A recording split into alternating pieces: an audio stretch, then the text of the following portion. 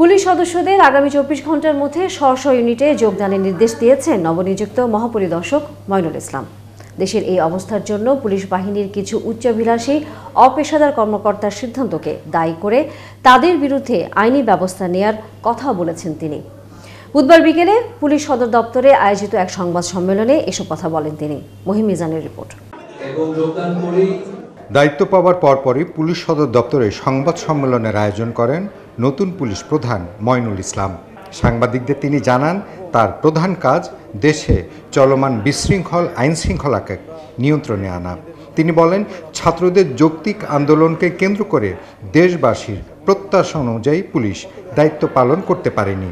এ কারণে অনেকে ক্ষুব্ধ হয়েছেন। একটি শূন্যস্থান তৈরি হয়েছে, তবে সেটি পূরণে কাজ শুরু হয়েছে। আমাদের কতিপয় উচ্চাভিলাষী অপেশাদার কর্মকর্তার কারণে এবং কর্মকৌশল প্রণয়নে বল প্রয়োগের যে আপনি জানেন যে স্বীকৃত নীতিমালা রয়েছে, ইউজ অফ ফোর্স, যেখানে মানবাধিকারকে সর্বোচ্চ প্রাধান্য দেওয়া হয়, সেই নীতিমালা অনুসরণ না করা এবং কোনো কোনো ক্ষেত্রে মানবাধিকার লঙ্ঘন করা এবং নেতৃত্বের কর্মকৌশল গ্রহণে ব্যর্থতার কারণে আমাদের অনেক সহকর্মী আহত হয়েছেন, এমনকি অনেকে নিহত হয়েছেন, নিগৃহীত হয়েছেন। এই সন্ধিক্ষণে আমি সকল পুলিশ সদস্যকে আন্তরিকভাবে আহ্বান জানাই, আপনারা দেশ ও জাতির প্রয়োজনে শৃঙ্খলা বাহিনীর সদস্য হিসেবে নিজ নিজ দায়িত্ব পালনে আত্মনিয়োগ করুন। আপনাদের জীবনমানের উন্নয়ন এবং সার্বিক কল্যাণ নিশ্চিতকরণে আমরা সকল ধরনের ব্যবস্থা গ্রহণ করব ইনশাআল্লাহ।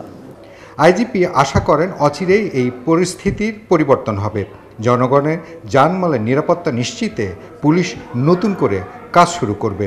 সবাইকে 24 ঘন্টার মধ্যে কাজে ফেরার নির্দেশ দেন তিনি। তাছাড়া পুলিশের থানাগুলোকে স্থানীয় শিক্ষার্থী, শিক্ষক, সচেতন মানুষ, সাংবাদিক সহ জনসাধারণকে সঙ্গে নিয়ে নাগরিক নিরাপত্তা কমিটি করার নির্দেশ দেন। আমাদের Rajarbagh police lines, public order management, POM, APBNs headquarter সহ অন্যান্য এপিবিএনস কার্যালয় সমূহ, সকল মেট্রোপলিটন এবং জেলা পুলিশ লাইন সহ সকল স্পেশালাইজড পুলিশ ইউনিটের সব অফিসার এবং ফোর্সকে আমরা ইতিমধ্যে নির্দেশনা দিয়েছি। আগামী 8 আগস্ট 2024 তারিখ বৃহস্পতিবার, অর্থাৎ আগামীকাল সন্ধ্যার মধ্যে স্ব কর্মস্থলে যোগদান করতে হবে। ইতিমধ্যে এই নির্দেশনা প্রদান করা হয়েছে।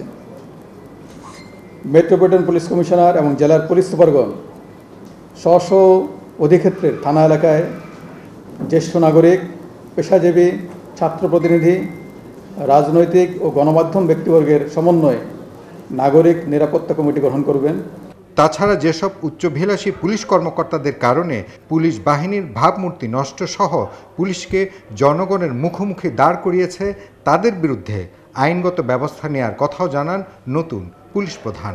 আমাদের যে কোনো ল্যাপস যদি হওয়া স্বাভাবিক এবং হয়েছে, সেই ল্যাপসের ক্ষেত্রে একটা যে বিধান আছে আমাদের as per our police regulations of Bengal, আমাদের অন্যান্য যে আইনি কাঠামো আছে, ফৌজদারি কার্যবিধি, সার্ভিস রুলস, সেগুলি আলোকে আমাদের অ্যাডমিনিস্ট্রেটিভ ব্যবস্থা এবং আইনি ব্যবস্থা এটি চলমান। ছাত্র আন্দোলন দমনে অপারেশনাল ভুল ত্রুটি থাকার কথা স্বীকার করে আইজিপি বলেন, ছাত্র, সাধারণ মানুষ, পুলিশ সহ অনেকেই নিহত হয়েছেন। এজন্য দুঃখ প্রকাশ করে তিনি সবার সহযোগিতা কামনা করেন।